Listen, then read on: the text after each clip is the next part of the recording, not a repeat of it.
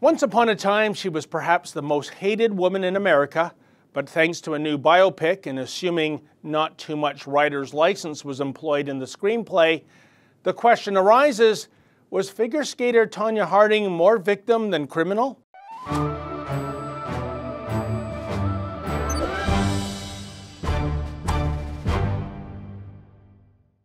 Nobody likes a cheater, and the idea of a competitor using violence to get a leg up on a rival is completely offside, especially if that violence takes place away from the field of play. So it wasn't surprising that back in 1994, the Tonya Harding-Nancy Kerrigan figure skating rivalry would make for riveting television, both for the activities that were taking place off and on the ice. After all, this would emerge as figure skating's ultimate catfight, and the idea that Harding would allegedly sanction goon tactics to literally kneecap one of her biggest obstacles in winning an Olympic medal seemed to be a story that belonged more in the fiction section than in the sports pages. We all know how this kerfuffle ultimately turned out. The disgraced and reviled Harding never medaled while Kerrigan snagged the silver.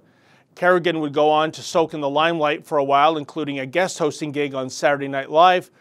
Harding would go on to literally endure the school of hard knocks. Eventually banned from competitive skating, at one point she turned to boxing to make ends meet. But the movie I, Tonya makes us look at the Harding storyline through a completely different prism, given that it presents Harding as a victim herself. From day one, the deck seems stacked against Tonya Harding. There was her bitter and abusive mother, and a vile husband who routinely physically abused Tonya. And then there was that cadre of acquaintances who would make the Three Stooges look like Mensa Club members. And there was the figure skating establishment itself, which, according to the biopic anyway, judged Harding not on her impeccable prowess on the ice, but on the fact that she came from the wrong side of the tracks. For her whole life, Tonya Harding always seemed to be skating uphill. The haters always say, Tonya, tell the truth. There's no such thing as truth. Everyone has their own truth. I was the best figure skater in the world at one point in time. You call that a clean skate? Stop talking to her. That girl is your enemy. Who's that? Jeff was my first date ever. And my mom came. You need to see a wholesome American family. I don't have a wholesome American family. Nothing's ever your fault. I was embarrassed for you. My entire life, I've been told I wouldn't amount to anything. And you know what? Maybe I would. 4.8. How do I get a fair shot here? We also judge on presentation. Now, there's plenty of blame to go around when it comes to the Harding-Kerrigan storyline, and to this day, Harding maintains she was always kept in the dark about a physical attack against Kerrigan.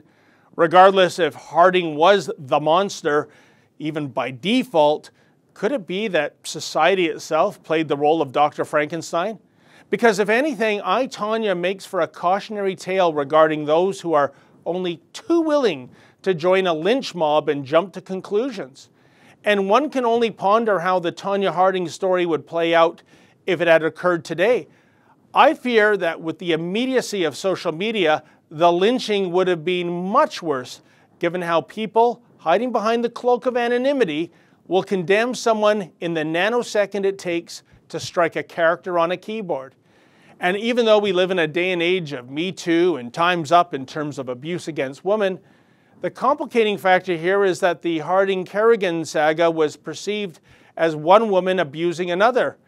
Even if Tonya wasn't the one swinging that knee-busting billy club, surely she was the one who sicked the club-wielding goon on defenseless Nancy. Regardless, the subtext of the I, Tonya film would seem to be that we, the people, are partly to blame for the perverse drama that unfolded during the 1994 Winter Olympics. Without knowing all the facts, without truly listening to Harding's side of the story, we collectively took on the persona of judge, jury, and executioner.